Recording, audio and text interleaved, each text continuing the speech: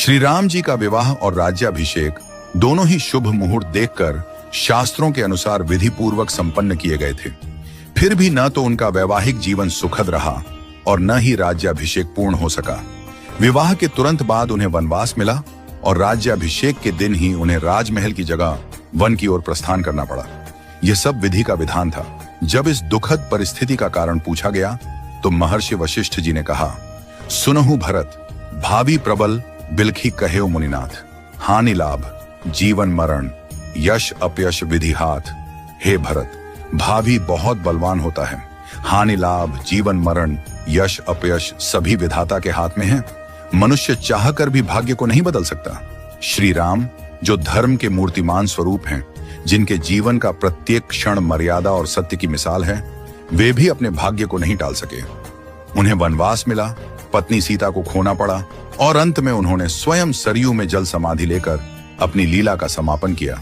श्री कृष्ण जिन्हें योगेश्वर कहा गया, जिन्होंने गीता में कर्म, ज्ञान और भक्ति का मार्ग बताया, वे भी अपने कुल के विनाश को नहीं रोक सके।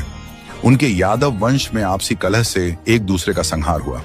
महादेव शिव जो महामृत्युंजय के अधिष्ठाता हैं, वे भी अपनी प्रिया सती की मृत्यु को नहीं रोक सके। त्रिकालदर्शी होकर भी वे विधि के विधान को नहीं बदल सके। रामकृष्ण पर बल और ज्ञान था। जो शिव का भक्त था, वह भी अपने अहंकार के कारण नाश को नहीं टाल सका। कंस जो जानता था कि श्री कृष्ण उसका अंत करेंगे, फिर भी विवश था। इन सभी घटनाओं से यही सिद्ध होता है कि मनुष्य अपने जन्म के साथ ही जीवन और मरण, यश और अपयश, लाभ और हानि, स्वास्थ्य और रोग, शरीर का स्वरूप, परिवार, समाज, देश और स्थान, इन सब का निर्धारण करके आता है। मनुष्य को यह भ्रम होता है कि वह सब कुछ नियंत्रित कर रहा है, लेकिन वास्तव में सब कुछ ईश्वर के संकेत से ही चलता है। इसीलिए साधक को चाहिए कि वह मन, वचन और कर्म से सहज, सरल और सदाचारी बना रहे, सदैव प्रभु का स्मरण करता रहे और अपने कर्तव्यों को श्रद्धा और निष्ठा से निभाए। मुहूर्त न जन्म के लिए तय होता है, न मृत्यु के लिए। जब जन्म और मृत्यु ही निश्चित नहीं होते, तो बाकी सब कुछ क्षणिक और अस्थायी है। केवल प्रभु का नाम ही शाश्वत सत्य है।